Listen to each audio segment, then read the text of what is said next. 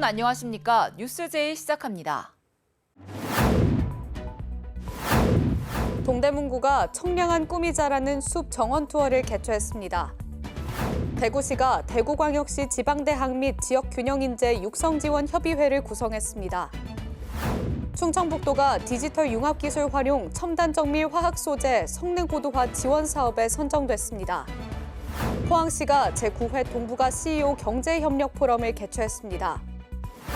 제주도가 에너지 대전환을 통한 2035 탄소 중립 비전을 공유했습니다. 요즘 밤낮으로 따뜻한 날씨가 이어지면서 바깥 나들이를 즐기는 시민들이 많습니다. 이맘때면 찾아오는 불청객 모기가 올해는 더욱 극성을 부리고 있습니다.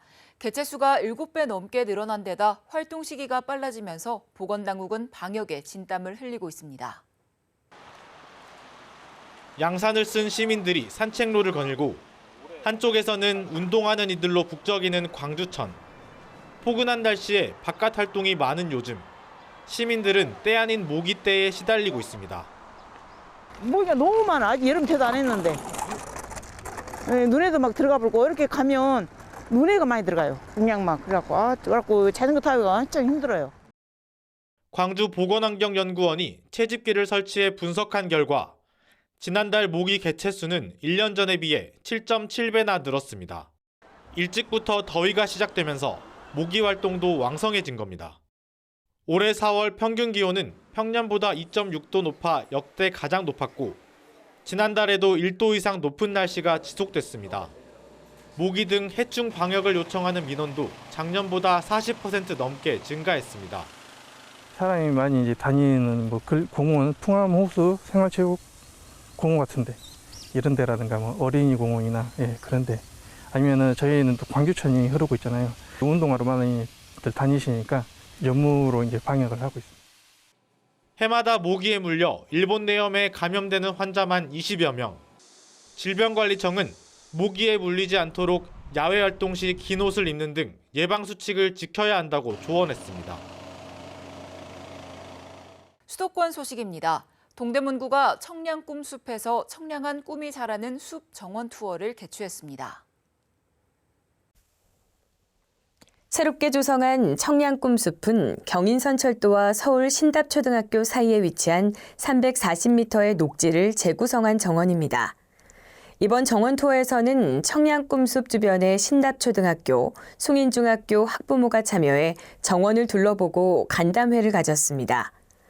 과거 어둡고 칙칙해 아무도 걷지 않았던 길이 다채로운 꽃과 움직이는 놀이시설, 인근 학교 학생이 참여한 시화로 꾸며져 학부모들이 직접 생기 넘치는 등굣길을 걸어볼 수 있었습니다.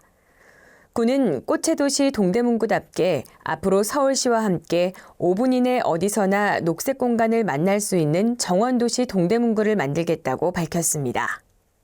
동대문구는 구민들의 원활한 구직 활동을 위해 현장형 일자리 상담 서비스 찾아가는 일자리 상담소를 운영합니다. 찾아가는 일자리 상담소는 동대문구 일자리센터를 방문하기 어려운 구민들을 위해 추진하는 서비스로 11월 20일까지 동주민센터와 관내 직업훈련기관 3개소를 순회하며 운영합니다. 일자리 상담소를 찾는 구민들에게는 맞춤형 취업 상담부터 구직 등록 및 구인 정보 제공을 통한 취업 연계까지 원스톱 서비스가 제공됩니다. 또한 취업 역량을 높일 수 있도록 직업훈련 프로그램과 관련 정보를 소개합니다.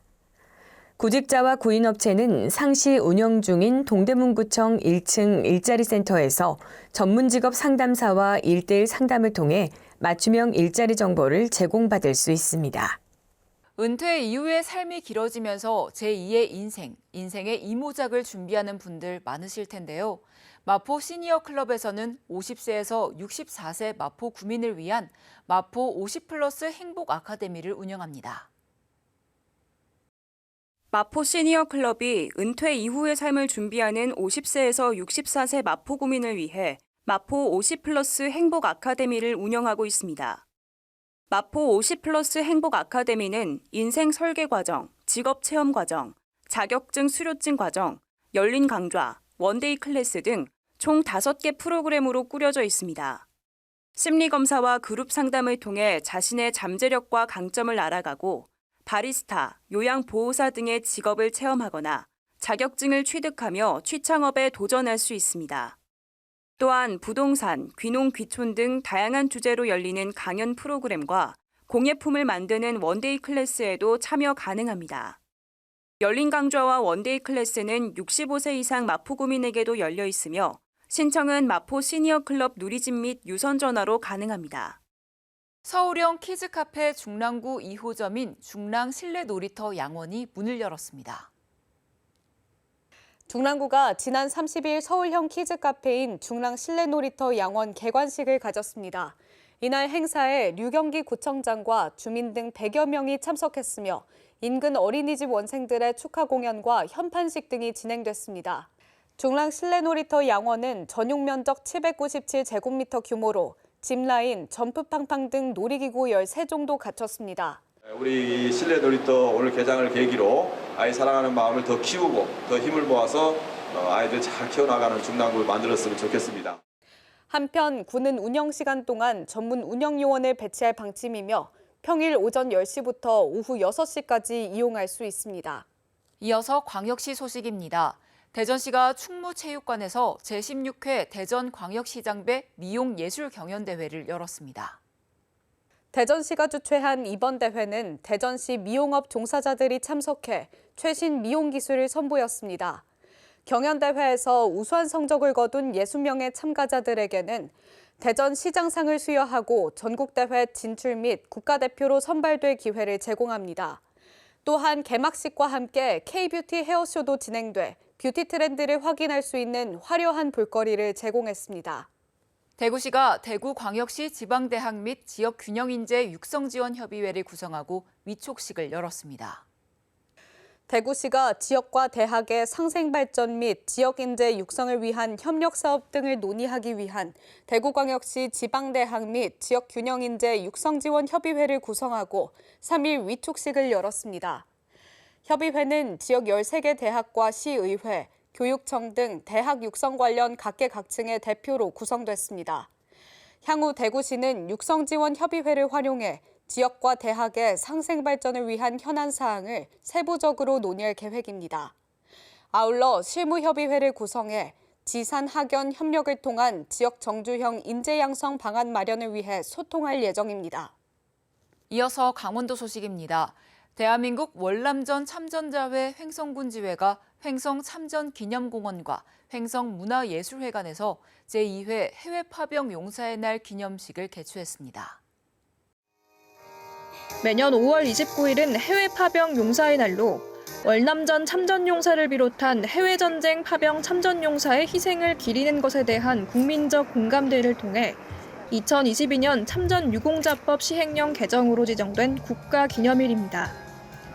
이날 기념식은 국가를 위해 해외에서 용감하게 싸운 용사에 대한 국가에 대한 공훈과 호국 정신을 선양하고 참전 유공자를 예우하기 위해 진행됐으며 일부 행사로는 횡성참전기념공원에서 추모식이, 2부 본 기념식은 횡성문화예술회관에서 열렸습니다. 횡성군은 2024년도 군용기 소음 피해 보상금 접수와 산정 결과에 따라 44억 7천만 원을 지급한다고 밝혔습니다. 지급 대상자는 소음 대책 지역에 거주하는 주민 16,179명으로 순차적으로 보상금 결정 통지서가 등기 우편으로 개별 통지됩니다. 산정 결과에 이의가 있을 경우에는 7월 26일까지 횡성군청 환경과 대기관리팀에 이의 신청서와 입증 자료 등을 제출하면 되고 이의 신청이 없는 대상자에게는 8월 중 보상금이 지급됩니다. 한편 올해 접수 기간에 신청하지 못한 대상자는 내년 1월에서 2월 신청 기간 중 소급 신청하면 됩니다. 횡성군과 횡성군체육회가 국민체육센터에서 제59회 강원특별자치도민체육대회 출정식을 개최했습니다. 제59회 강원특별자치도민체육대회는 5월 31일부터 6월 4일까지 5일간 양양군의 8개 시군에서 개최되며 횡성군 선수단은 30개 종목에 551명이 출전합니다. 횡성군은 지난 2023년 강릉시에서 개최한 제58회 강원특별자치도민체육대회에서 30개 종목에 522명의 선수단이 출전해 2부 종합 우승을 차지한 바 있습니다. 이어서 충청도 소식입니다. 충청북도가 한국마이스협회, 충북문화재단과 함께 충북 마이스 산업 활성화를 위한 업무 협약을 체결했습니다. 도내 최초 전문 회의 시설인 청주 오스코의 2025년 하반기 개장에 앞서 지난 2월 충북문화재단 내 마이스 전담 조직인 마이스 뷰로팀을 신설하는 등 충북이 대한민국 중부내륙권 대표 마이스 목적지로 거듭나기 위한 기반 조성을 위해 노력하고 있습니다. 김영환 충북도지사는 청주 오스코와 함께 충북만의 독특하고 우수한 관광자원과 연계한 유니크 베뉴 시설의 중소규모 마이스 행사 유치를 통해 충북형 마이스 산업을 육성해 나갈 계획이라고 밝혔습니다. 충청북도가 디지털 융합 기술 활용 첨단 정밀 화학 소재 성능 고도화 지원 사업에 선정됐습니다. 이번 사업으로 충북도와 충주시는 고등기술연구원과 함께 고성능 첨단 소재 확보를 위해 2028년까지 충주 기업도시의 지원시설을 구축합니다.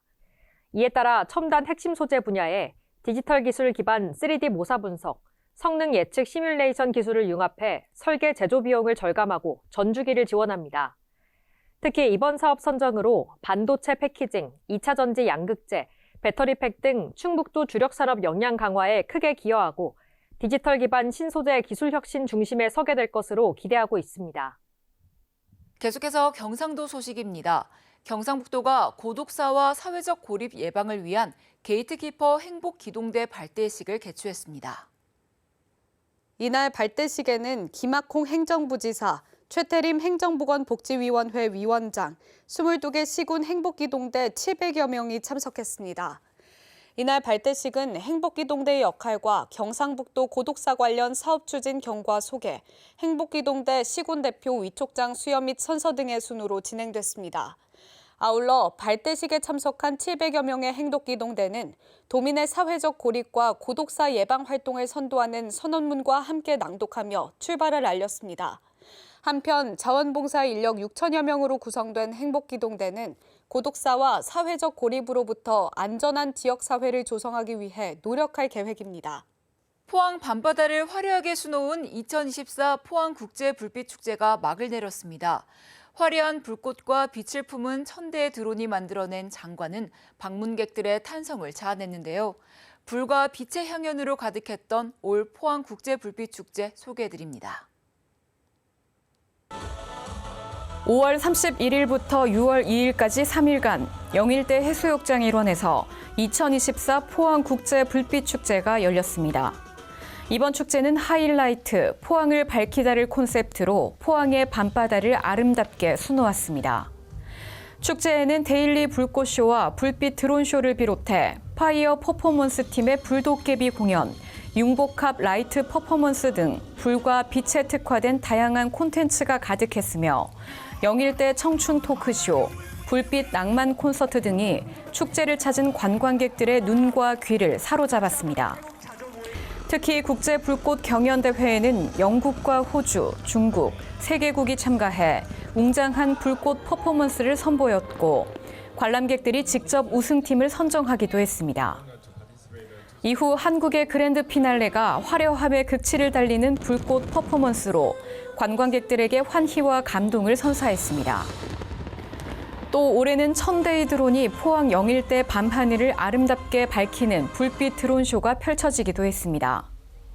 이외에도 불빛 체험존과 포항스토랑 등 다양한 볼거리와 먹거리, 즐길거리가 축제를 찾은 방문객들의 큰 호응을 얻었습니다. 포항시가 제9회 동북아 CEO 경제협력 포럼을 개최했습니다. 동북아 CEO 경제협력 포럼은 동북아시아 주요 거점 도시들이 경제협력 방안을 모색하고 동반 성장을 도모하는 소통의 장인데요. 지방 외교의 보폭을 넓혔습니다. 포항시는 6월 1일 체인지업 그라운드에서 급변하는 동북아 정세, 지방정부의 새로운 역할이라는 주제로 제9회 동북아 CEO 경제협력 포럼을 개최했습니다. 이날 포럼은 이강덕 포항시장의 개회사로 시작됐으며 최도성 한동대 총장이 동북아 인구 절벽 문제, 지역경제 협력의 기회라는 주제로 기조 연설을 했습니다. 제1세션에서는 각 지방정부 CEO가 동북아 지방정부의 새로운 공동협력 모델 모색에 대해 발표를 했습니다.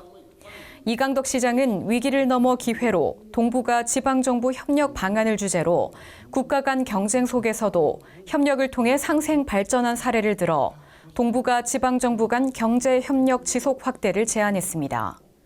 또 제2세션에서는 동북아 정세의 변화와 지방정부의 대응 방안을 중심으로 한중일 전문가들의 발표와 패널 토론이 진행됐습니다.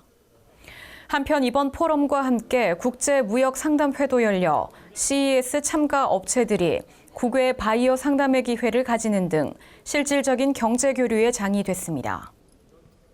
계속해서 광주 전남 소식 전해드립니다. 제한속도 80km 도로에서 배가 넘는 168km로 달렸다며 벌금과 운전면허 정지 처분 고지서가 날아든다면 어떨까요?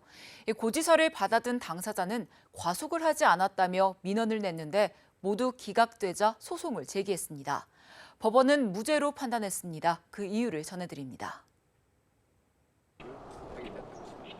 지난 2022년 11월 홍 씨는 억울한 일을 당했다고 호소합니다. 제한속도 80km 도로에서 168km로 달려 암행 순찰차 단속에 적발됐다는 통지서가 날아든 겁니다. 운전면허 정지와 함께 벌금 30만 원이 부과됐는데 생업에 지장을 받게 된 당사자는 과속한 사실이 없다고 주장했습니다. 저는 168km 초과속을 한 적이 없는데 그게 경찰 조사 받으라 하니까 저는 인정이 안 되죠. 하지 않았는데 저한테 벌금과 면허지 80이라는 것은 너무 큰 영향이었죠. 단속 지점은 오르막 곡선 구간인데다 단속 시간도 오전 10시로 통행량이 많을 때입니다. 또 단속 지점보다 650m 앞에 고정식 단속 카메라가 설치돼 있어 제한 속도를 88km나 초과할 만큼 급가속을 하기 어렵습니다.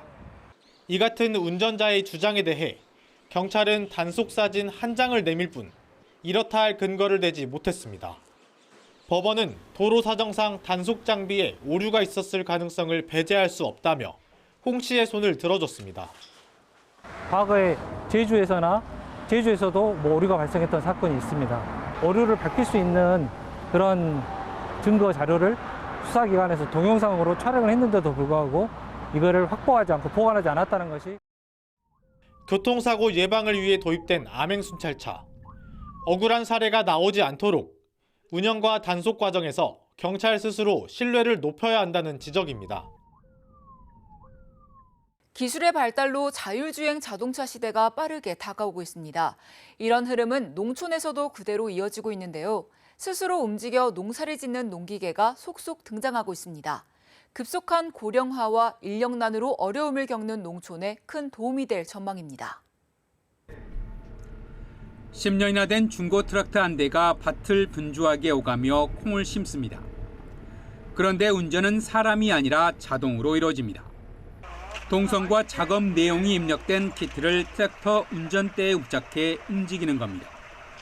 사람이 조작하지 않아도 오차범위 2.5cm 이내로 정밀하게 작업할 수 있고 농가 밭의 끝자락에서 선회가 가능합니다.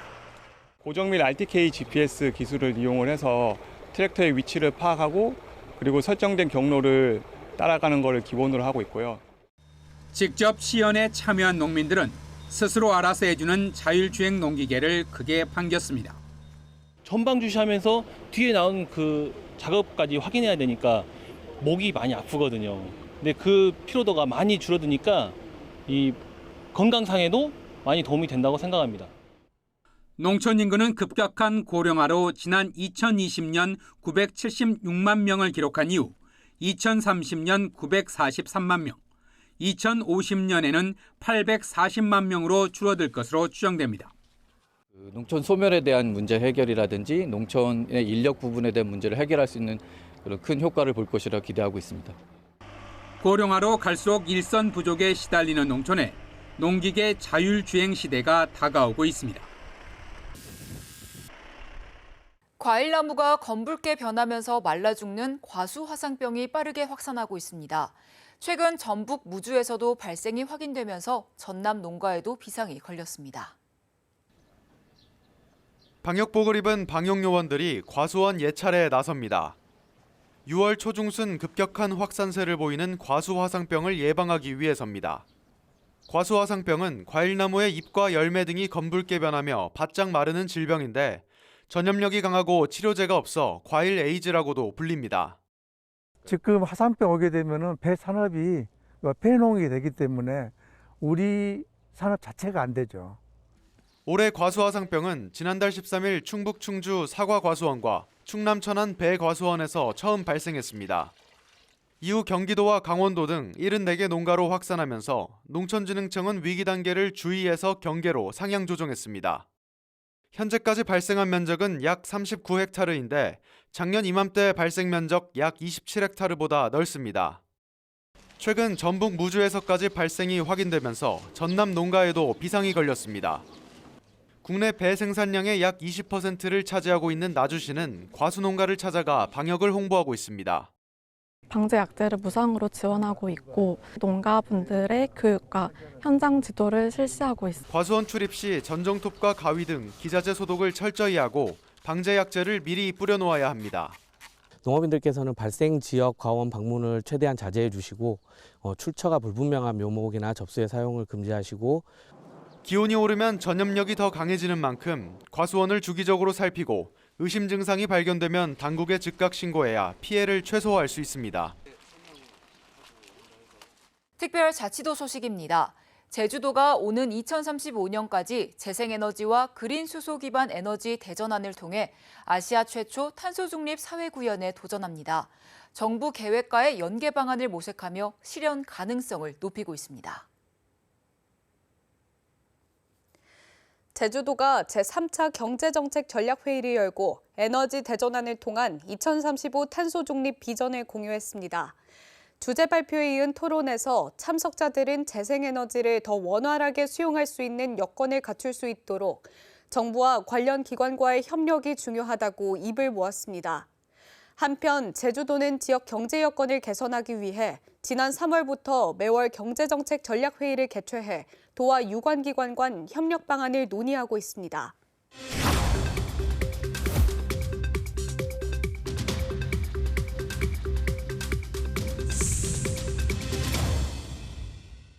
한 주간의 행사 소식을 전해드리는 클릭 행사톡톡 시간입니다. 제3회 공주 유구 색동 수국정원 꽃축제가 공주시 유급 일원에서 개최됩니다. 제3회 공주 유구 색동 수국정원 꽃축제가 6월 14일부터 16일까지 개최됩니다. 이번 축제에는 유구 색동 수국정원과 지역의 특성을 살린 콘텐츠를 비롯해 다양한 체험 프로그램이 마련되는데요. 정원 곳곳에 이색 포토존도 설치해 아름다운 추억을 남길 수 있도록 준비했습니다. 아울러 나태주 시인과 함께하는 힐링 토크 콘서트도 진행되니까요. 많은 관심 바랍니다. 국가유산청이 안성 봉업사지와 고성 동해동 유적을 사적으로 지정했다고 밝혔습니다. 안성 봉업사지는 태조 왕건의 어진을 봉안한 사찰터로 알려져 있으며 고려 왕실 건축 양식이 잘 보존돼 있어 가치를 인정받았습니다. 고성 동해동 유적은 조개덤이라 불리는 패총으로 잘 알려진 유적인데요. 고대 동아시아 해상 교류를 엿볼 수 있다는 점에서 의미가 크며 대외 교류 활동을 보여주는 다양한 유물도 함께 출토돼 높은 평가를 받았습니다. 뉴스 마칩니다. 함께해 주신 여러분 고맙습니다.